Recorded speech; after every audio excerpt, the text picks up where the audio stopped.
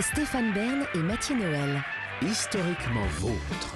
L'émission qui dépoussière l'histoire continue avec David Castello-Lopez. Chaque jour, l'origine d'une invention. Aujourd'hui, une invention qui vous a servi visiblement à pécho pas mal de meufs à l'adolescence. Oui, les Alexandrins. J'ai envie de dire, dans la vie, en gros, il y a deux types de gens. Il y a les gens comme vous et moi qui parlent avec des phrases de taille différente. Et puis, il y a les poètes qui sont des gens chelous, qui parlent souvent avec des phrases qui non seulement font la même taille, mais en plus qui riment. Prenez-moi, par exemple, si on me demande ce que j'aime comme musique, je vais avoir tendance à dire, je sais pas, j'écoute un peu de tout, du classique, de la pop, tout ça. Et ben un poète, lui, va faire un truc du genre... J'aime les sons grandioses et les rythmes anciens. J'aime Bach et Mozart, Beethoven et Chopin. J'aime les chants puissants qui exaltent la foi et le dernier album d'Aya Nakamura. Vous voyez, il va faire des trucs comme ça. C'est pas mal. Hein. Et c'est le genre de phrase que je viens de faire là, on appelle ça des vers. Et pendant longtemps, le vers le plus cool, si vous voulez, utilisé par les poètes français, c'était l'alexandrin. C'est quoi un alexandrin ? Eh bien, c'est un vers de 12 pieds, mais pas seulement. Parce que généralement, dans sa version classique, il y a un truc en plus dans la définition qui est une coupure nette au milieu. Les mystiches. Voilà, les mystiches. Et exemple, j'ai mangé du jambon et de la tarte au quetch. J'ai mangé du jambon, pause, et de la tarte au quetch. Vous voyez, là, c'est un alexandrin. Bon, dans l'alexandrin classique, il y a plein d'autres règles. Et notamment le fait que si vous mettez un mot avec un E muet en milieu de vers à côté d'un autre mot qui commence par une consonne, et ben vous êtes obligé de prononcer le E muet. Je m'explique. Si je mets Stéphane Bern dans un alexandrin, en tout cas, si je suis psychorigide au niveau de l'alexandrin, je suis obligé de prononcer le E de Stéphane et donc de dire Stéphane Bern. Stéphane Bern. Exemple. Le soir, sous les lambris de son palais d'ivoire, quand les vêpres encore sonnent leur carillon, souvent Stéphane Bern rêve à ce que l'on peut voir sous les tailleurs fleuris de la reine d'Albion. Oh, bam, mais c'est pas mal, c'est pas donc. mal. Hein. Mais donc vous avez bien vu le Stéphane Bern.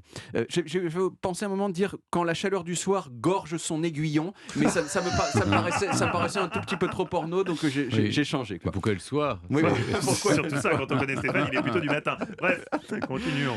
L'alexandrin, c'est quand même un patrimoine de malade de la poésie française. Genre tout Racine, en gros, c'est des alexandrins. Bah oui. Tout m'afflige et me nuit et conspire à me nuire. Racine, alexandrin. À peu près tout Corneille, c'est des alexandrins. Cette obscure clarté qui tombe des étoiles. Je me prends les plus connus à chaque fois. Cyrano de Bergerac, c'est un pic, c'est un cap, c'est une péninsule. Et du coup, tout ça, ça donne envie de savoir depuis quand est-ce qu'ils existent, ces alexandrins. Et bien, pour le savoir, je suis allé voir une dame qui s'appelle Isabelle Lemann de Chermont et qui est la directrice du département des manuscrits de la BNF. Et elle a eu la gentillesse de me montrer un manuscrit très ancien d'un livre qui s'appelle Le roman d'Alexandre de Bernay. Et le roman d'Alexandre, c'est le premier livre important écrit en vers de 12 syllabes à la fin du XIIe siècle. Et c'est lui qui a donné son nom à l'alexandrin. Alors pour être honnête, on ne sait pas très bien si l'alexandrin s'appelle alexandrin parce que le roman qu'il a popularisé s'appelle Le roman d'Alexandre, ou si c'est parce que le monsieur qui a écrit ce roman s'appelait lui-même Alexandre. Voilà, il y a un petit doute là-dessus, c'est l'un ou l'autre. Le roman d'Alexandre, vous en doutez peut-être, ça raconte l'histoire d'Alexandre le Grand, qui était un type vraiment super compétent, puisque quand même il a réussi à conquérir à peu près tout le monde connu au IVe siècle avant Jésus-Christ. Et donc quand vous conquérez autant de trucs, normal, vous devenez un peu une resta, et du coup tout le monde fait votre biopic.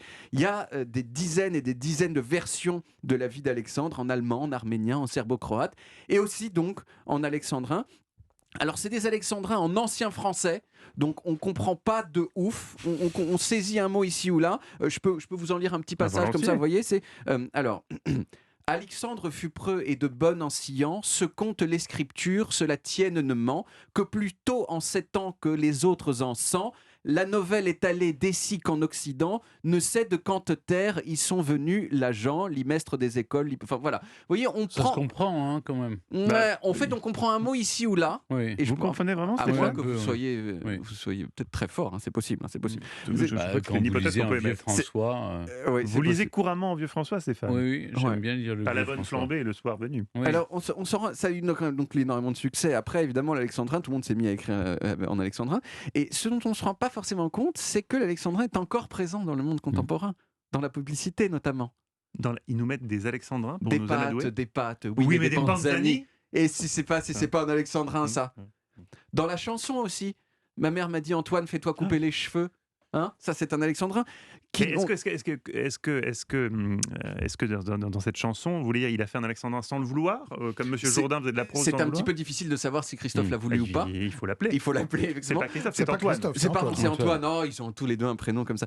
C'est vrai que. Ouais, il y en a un qui est vivant. Et l'autre mort. C'est comme ça que vous pouvez les reconnaître. Moi, c'est comme ça que je le fais. Un mort, l'autre On nous dit vivant. que nos vies ne valent pas grand-chose, qu'elles passent en un instant comme fanent les roses. Alexandrin, hein. Alors, bien sûr, la plupart des gens normaux. Carla Bruni fait des Carla alexandrins. Bruni fait Bien des sûr. alexandrins.